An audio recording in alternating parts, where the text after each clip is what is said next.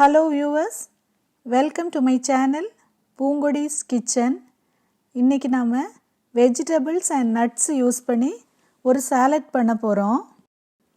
இந்த salad ரொம்ப கலர்ஃபுல்லா இருக்கும். எல்லா vegetablesம் யூஸ் பண்றதால so அட்ராக்டிவா இருக்கும். ரொம்ப ஹெல்த்தியானதும் கூட. இதுல வெள்ளரிக்காயை ஃபர்ஸ்ட் தோல் சீவுறேன். வெள்ளரிக்காய், கேரட்டு, முள்ளங்கி,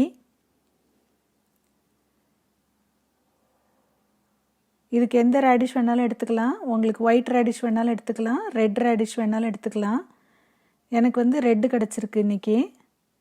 ஸோ ரெட் கலர் ரேடிஷு எல்லாத்தையுமே தோல் சீவி எடுத்துக்கோங்க. நெக்ஸ்ட்டு கட் பண்ண ஆரம்பிக்கலாம். சின்ன சின்ன ஸ்கொயர் பீசஸாக கட் பண்ணுங்க. எல்லா காயும் ஈவன் சைஸாக இருக்கணும். இந்த மாதிரி கேரட்டை,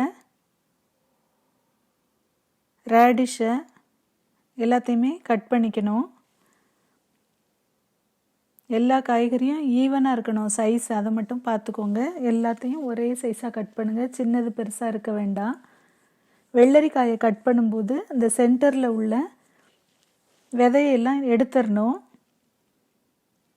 அது இருந்ததுன்னா உங்களுக்கு சாலட் ரொம்ப தண்ணி ஆகிக்கிட்டே இருக்கும்.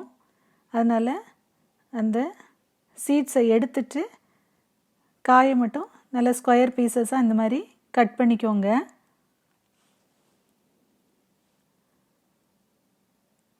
வெள்ளரிக்காய் கொஞ்சம் அதிகமாகவே போடலாம்.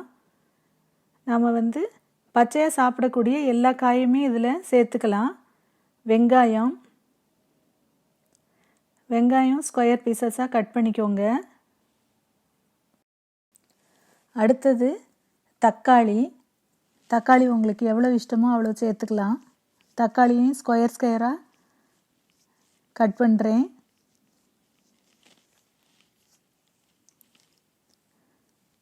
அடுத்தது குடமிளகா. இதில் எல்லோ, க்ரீன், ரெட்டு, ஆரஞ்சு எல்லா கலரும் கிடைக்கும்.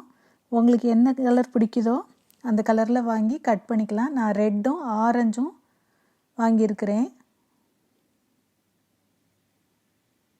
இப்படி எல்லா கலரும் போடும்போது பிள்ளைங்களுக்கெல்லாம் ரொம்ப அட்ராக்டிவாக இருக்கும். அதனால் பச்சை காய்கறியை நல்லா சாப்பிடுவாங்க. முட்டைக்கோஸையும் அந்த மாதிரி ஸ்கொயர் பீசஸாக கட் பண்ணிக்கோங்க.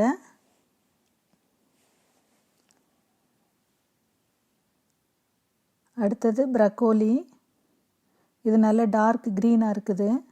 இதையும் சின்ன சின்ன பீசஸாக கட் பண்ணி எல்லா காயையும் ஒன்றா ஒரு பிளேட்டில் வச்சுருக்கிறேன்.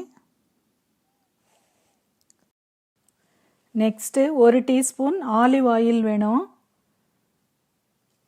Olive oil, 1 teaspoon lemon juice, அதுக்கு நான் அரை எலுமிச்சம்பழத்தை கட் பண்ணி வச்சுருக்கிறேன். பேசல் லீவ்ஸ் கொஞ்சம் வச்சுருக்கேன், இதையும் பொடியாக கட் பண்ணி வச்சுக்குவேன்.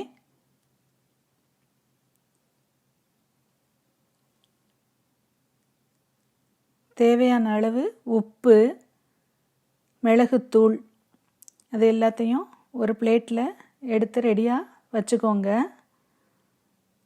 ஒரு பவுல் எடுத்து 1 டீஸ்பூன் ஆலிவ் ஆயில் விடுங்க. அதோட லெமன் ஜூஸும் 1 டீஸ்பூன் புழிஞ்சு விடுங்க.